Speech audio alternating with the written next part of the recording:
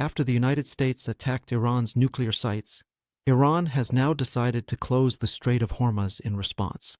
The Strait of Hormuz, through which more than 17 million barrels of oil pass daily, is the world's most important energy choke point.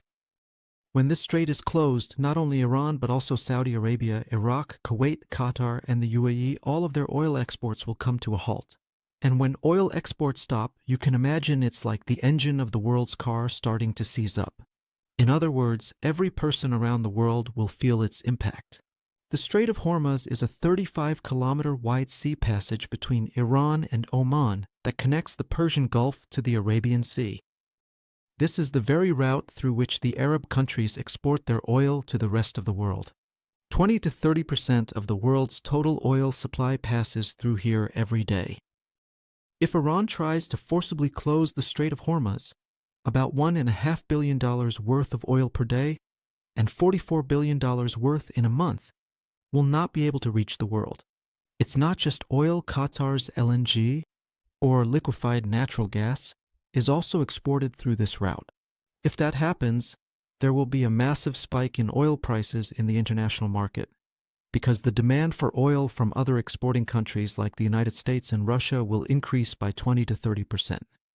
Oil prices could instantly jump to $150 to $200 per barrel. The prices of petrol, diesel, and gas could spike all over the world. But the question is, can Iran really close off this 35-kilometer wide sea route or not?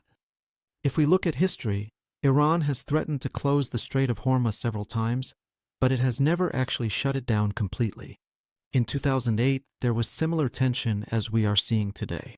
There was a conflict between U.S. and Iranian warships in the Strait of Hormuz, after which Iran said that if we are attacked, we will close the Strait of Hormuz.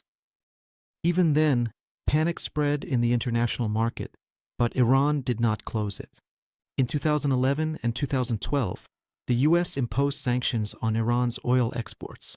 At that time, too, Iran threatened to close the Strait of Hormuz, but the U.S. said that this would be considered an act of war.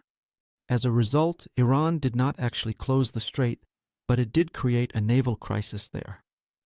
A similar situation was seen in 2019 as well, when the U.S. declared the IRGC, the Islamic Revolutionary Guard Corps, a terrorist group.